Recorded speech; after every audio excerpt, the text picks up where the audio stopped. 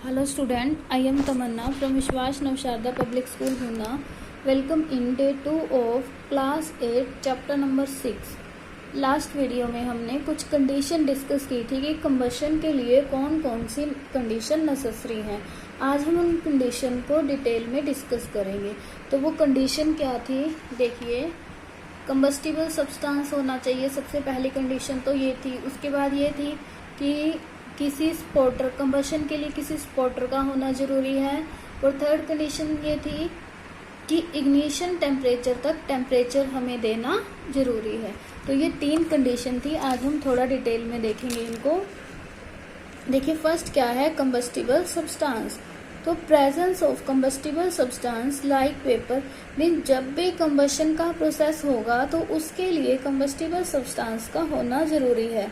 तो क्या है, the presence of combustible substance, जैसे कि paper, cloth, would, LPG and petrol. जो कंबस्टिबल सब्सटेंस है, चाहे वो पेपर हो, क्लॉथ हो, वुड हो, एलपीजी हो, कोई भी हो सकता है, जो कंडीशन के लिए मीन्स कंबशन की कंडीशन के लिए नेसेसरी है।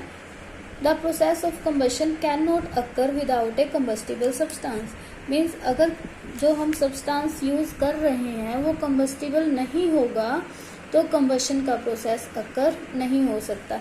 लाइक हमने कोई ब्रिक ले ली, तो हम ये सोच रहे हैं कि ब्रिक के ऊपर कंबशन हो जाए, तो क्या वो पॉसिबल है? नहीं, क्योंकि जो ब्रिक है वो कंबस्टिबल नहीं है, तो इसीलिए उसमें कंबशन का प्रोसेस नहीं हो सकता।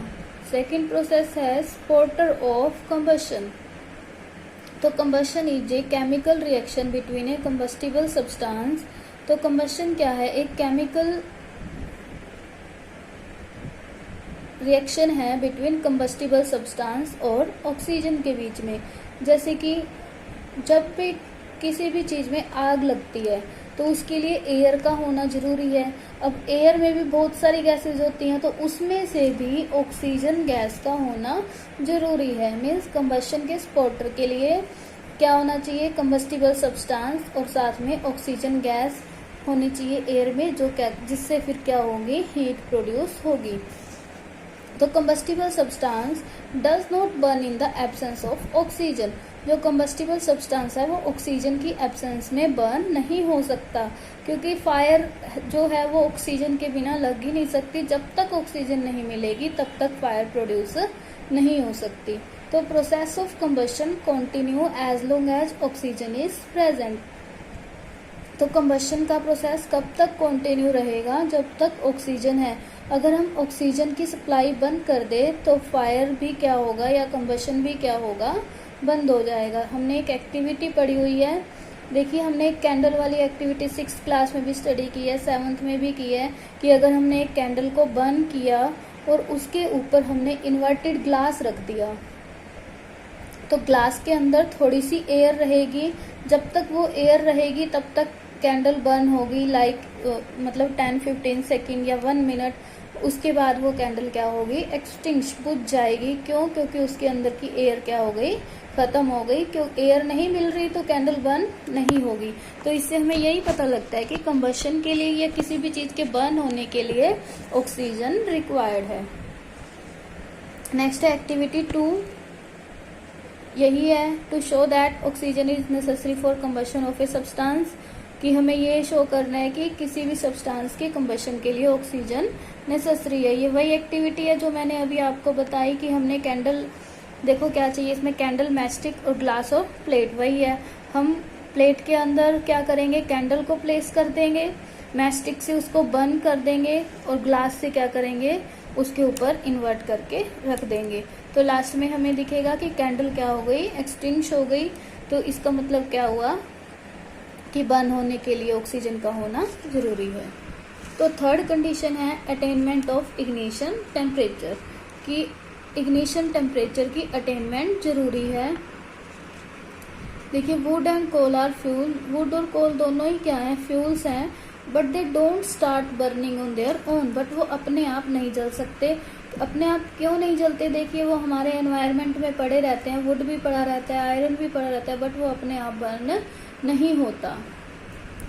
उन्हें बर्न होने के लिए किसकी ज़रूरत है, मिनिमम टेम्परेचर अटेन करने की ज़रूरत है। वो मिनिमम टेम्परेचर क्या है उनका, इग्निशन टेम्परेचर। मीन्स जब तक किसी भी सब्सटेंस को इग्निशन टेम्परेचर तक टेम्परेचर नहीं मिलेगा तब तक वो बर्न नहीं हो सकती। तो क्या है इग्निशन टेम्परेचर, डेफिनेशन देखते हैं। The lowest temperature to which a substance must be heated to catch fire. Means इतना लोएस्ट टेम्परेचर जो किसी भी सब्सटेंस को चाहिए, किसके लिए, बर्न होने के लिए या बर्निंग स्टार्ट होने के लिए, उसे हम क्या बोलते हैं, इग्निशन टेम्परेचर। तो different substance have different ignition temperature. देखिए हर एक सब्सटेंस का इग्निशन टेम्परेचर क्या होगा, अलग अलग होगा।